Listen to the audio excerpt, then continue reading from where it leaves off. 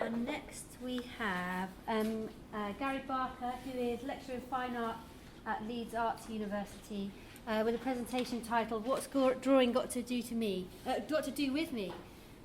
And we're going to do a bit of wiggling between presentation and internet in this. Hang on. To the beginning. There we are. Right, press it there and I'll pop up. The title of the talk is one we've all heard. You go in, group of students in front of you, and there's always somebody that says, "What's drawing got to do with me? What the hell?"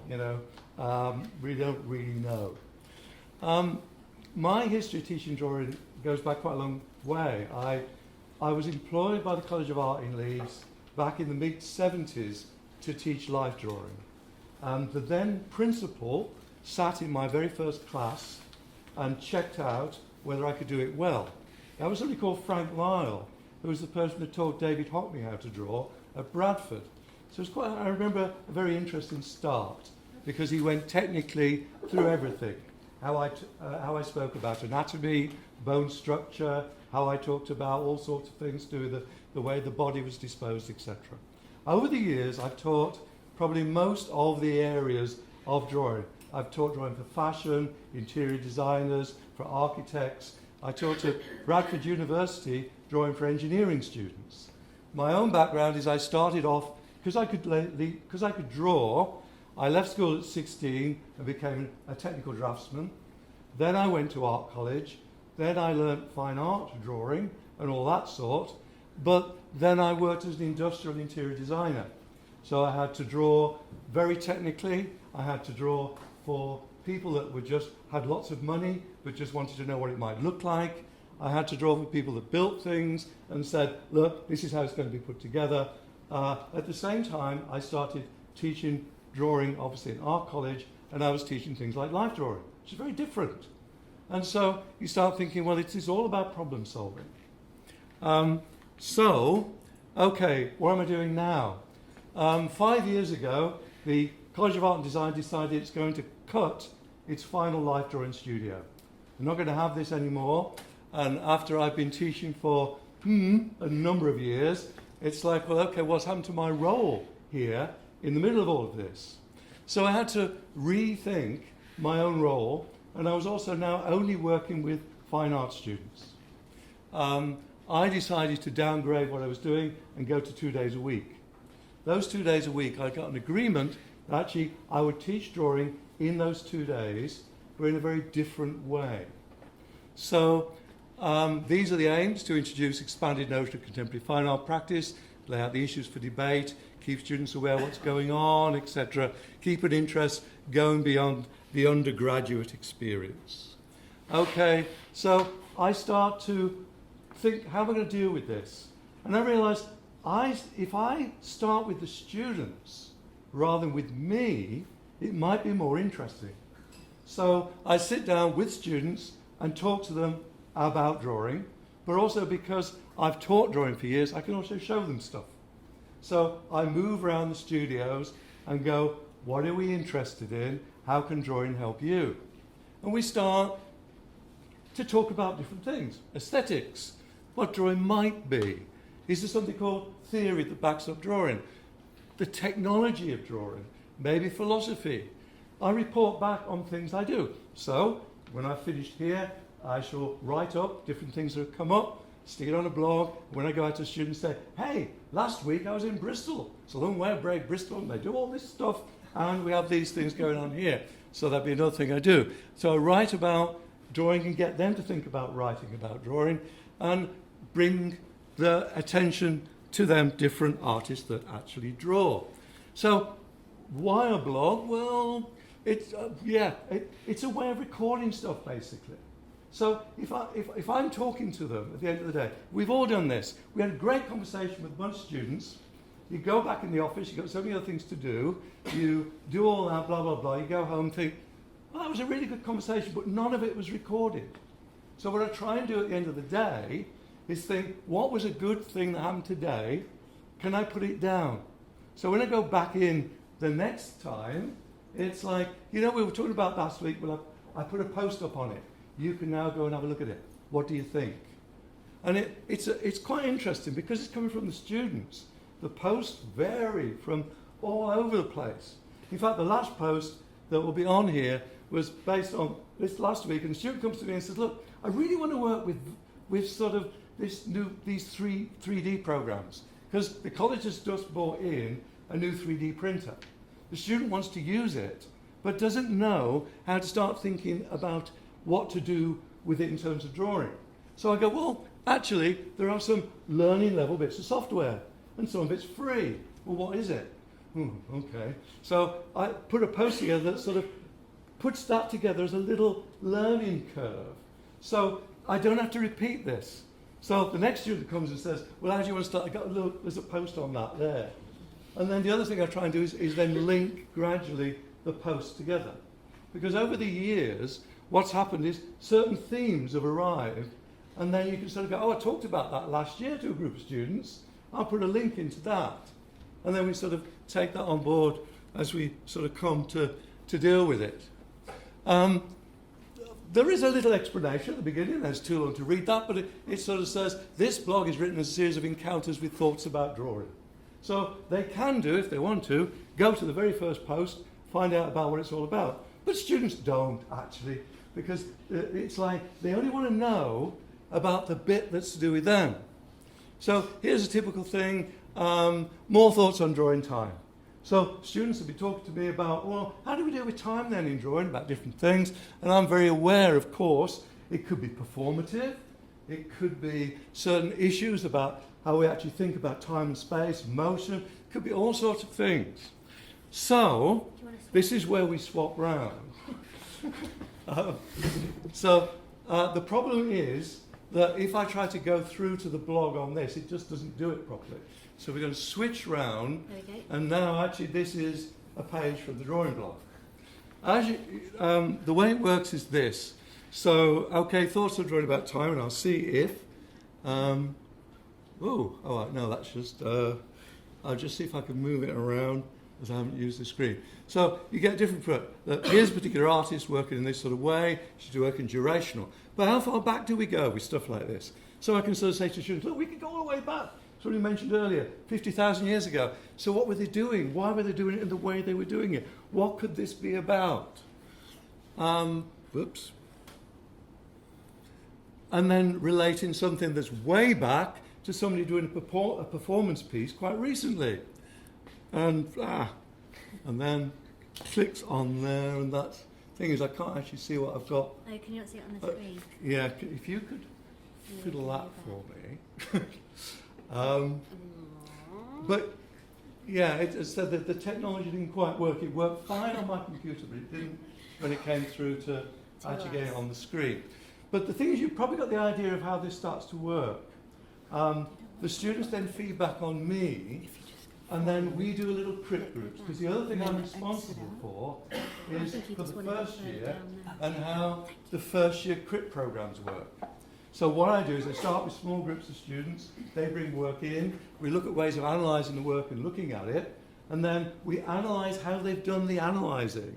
And then at the end of those sessions, what they have to do is set up their own groups, and they self-manage. Because, as I have to keep pointing out to them, it's not about me, it's about them and about the way they control their learning. So, yeah. Next one? Yeah, do the next one. That one? Okay, some of the posts might be about individual exhibitions. So this happened to be an exhibition that was on in the college. Leeds Arts University, because we changed our name, I'm afraid. But because the exhibition is in the college, I want the students to go and have a really proper good look at it. I don't want them just to walk in there and go, oh yeah, there's a nice exhibition, it could be about drawing. So we go and look at the exhibition, I then write about it, put it on the blog and say, okay, read that through, and then we've got to go and have a look at the exhibition again. So hopefully what I try to do with the students is introduce them to lots of stuff. Notice people like Deleuze and Guattari. Whoa, so we can start sort of actually get some people in that have got some theory traction and get them thinking about that side of things, as well as what's actually going on. Whoa, let's go another one. We have to keep going quick because I think I'm out of time soon. Okay. Right, another block here. Tone and emotional value. Old-fashioned stuff. Old-fashioned stuff. So why does tone and emotional value work? Well, obviously introducing some artists using it, but if we zip up again, taking them back to say, it's actually about the tilt of the earth and the relationship to the sun. So some of the posts actually start to become about big things like, how does the planet revolve? And why are we drawing the way we are? Because of the way the planet is. So a lot of the posts go into quite scientific detail. I have whole posts about why does ink stick to paper? So to get them to think about what the chemistry of it is. And the idea is, like you suddenly probably see, we're talking about film here, we're going back, and we're talking about different sort of Renaissance concepts of tone and how it works in the way that it does. But what I want them to do is not get like, oh, this is really important, is then switch across to something over here. So we talk science rather than art, or we talk philosophy, or how to make a portrait out of some smoke. The other part of it is some posts are very technical. How to lay a silver point ground, how to set up a situation to measure if you're doing measured drawing. Lots of how-to posts go in between the posts about getting you to think. Because some students just want technical stuff. They want to know, well, how can I do this? So part of my job is that. But the side that I'm much more interested in is how drawing then works to answer different types of problems. So I've also got my own practice, which then sort of overlaps with that. I've been an embedded community artist for quite a long time. I work with people in my streets. I get them to think about how drawing works. So I work with the local authority, and we do things like revisit the streets in terms of street lighting, where the problems are in terms of crime. If people want new windows, I do drawings for them so they can visualize their house in terms of how it is. Local community centre, I did the drawings for all the local people in terms of how that's going to be envisaged. I'm now working with older people in terms of how they envisage their own process of getting older. But that then feeds back in again to what's actually going on with the students. As you can probably see, as things are going through, we talked about printmaking in terms of other stuff. Zip through. There's another one. Another page. Yeah, go on, another one. Yeah. Sometimes it's actually about a different bit of philosophy. So students are getting interested in the material change in terms of where things are going. So sort of post, sort of linguistic start thing. So I'll do posts on object-orientated ontology and how that relates to drawing and why we might talk about things in this way and actually do drawing at the same time. It's been great, actually, this, because it's forced the students to start thinking what everything else draws. How does your dog draw? How does this chest of drawers draw? You know, how do all the other things in life that are not you actually come together with other things that actually make stuff? And it's stopped the students thinking they're the centre of the universe. You know, it's been really useful. You're not the centre of the universe. That thing down there is. What? That thing's down there. Why is that the centre of the universe? Whoa, just as important as you are. So we have all these sort of conversations that come from. So essentially, I'm an embedded conversationalist about drawing that also teaches drawing techniques. But I try to teach technique in terms of how you solve a problem. So what type of problem is it that you're trying to solve? That's what I'm talking to the students about. So is it an emotional problem? Is it a technical problem? Is it a problem about gravity? Is it a problem about the way you've actually storyboarded your film? So we also have, sessions on storyboarding and how that might work. We've looked at the way that the drawing becomes the traces we leave behind.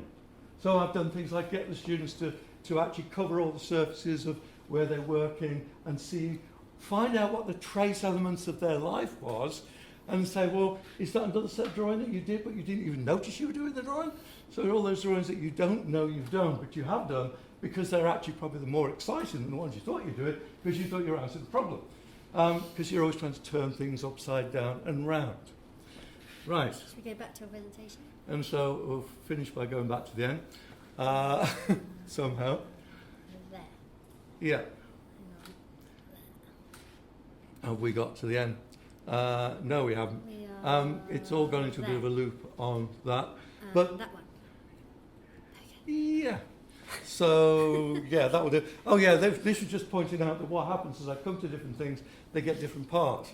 Because obviously we've looked at things like collage several times. So each time I do, I'll add another bit. This is the fourth time we've looked at collage. We've looked at articulated collage or animated collage or, you know, different things. So they can sort of collect them together. So I operate a bit like a bricoleur. I make do with whatever's at hand. So suddenly the student throws this at me and I've got to deal with it. Okay, this might work like this. Oh, and all the time I'm trying to add to this body of knowledge and stack it up. So the blog becomes a repository of each bit of conversation as it goes on. I offer things that come in handy, really handy stuff. You know, in terms of, oh, can we use this? Ooh, that might answer the problem. But we're setting up lots and lots of different relationships. That's key. And you can find it there because it's open to everyone to use. And what's been interesting for me is I get posts from all over the world about the blog.